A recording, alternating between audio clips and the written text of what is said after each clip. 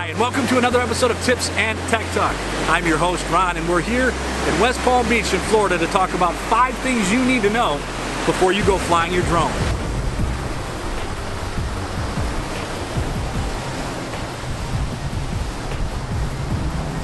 With each passing year, with each passing month, as a matter of fact, more and more people are flying quads, flying photography drones.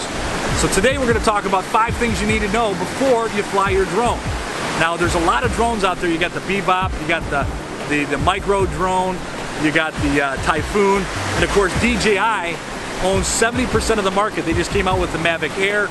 There's rumors coming out that they're going to have the Mavic Pro Two, but the Phantom 5 might be coming out soon as well this year. So more and more people are flying drones and getting out and participating in this awesome, not only activity, but business-making venture. So today we're going to talk about 5 things you need to know before you go flying your drone.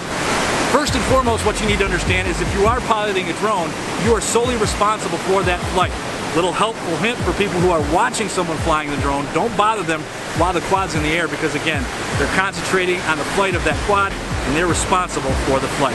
First and foremost, if your quad is 0.55 pounds or more, you must register it with the FAA. Now for a little while that wasn't the case after a court ruling ruled in favor of John Taylor, a California lawyer, saying that it was unconstitutional, but Washington has recently made it law that if you are going to fly a drone and it weighs more than 0.55 pounds, you have to register it with the FAA.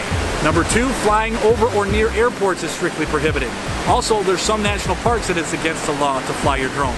Make sure you check your local regs and laws to find out where you can fly your quad. Number 3, you can't fly your drone over 400 feet above ground level unless you're tracking or photographing a structure or a building. In that case, you can go 400 feet above the top of that structure. The important thing here is you have to keep your drone in line of sight. That means the pilot or a spotter has to be able to visually see the drone at all times. You also must defer to aircraft. Helicopters and fixed-wing airplanes get the right of way. Number 4, if you are using your quad for business purposes, anything in the pursuit of business, not only do you have to have your drone registered, but you yourself or someone who is piloting your drone must be certified by the FAA, and every 2 years must take a test to certify that person as an FAA UA certified pilot.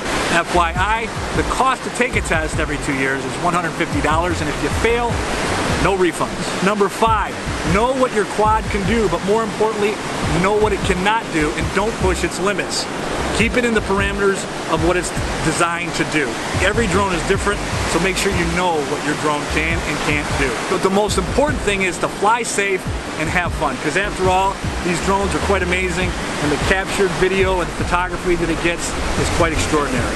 If you got something from this video, please like it, share it with your friends, and of course subscribe to my YouTube channel and hit that bell icon to make sure you're notified when I make future videos. You can also see more of my work at ronrobinsonstudios.com. Tune in next week for another episode of Tips and Tech Talk. I'm your host, Ron. We'll see you then.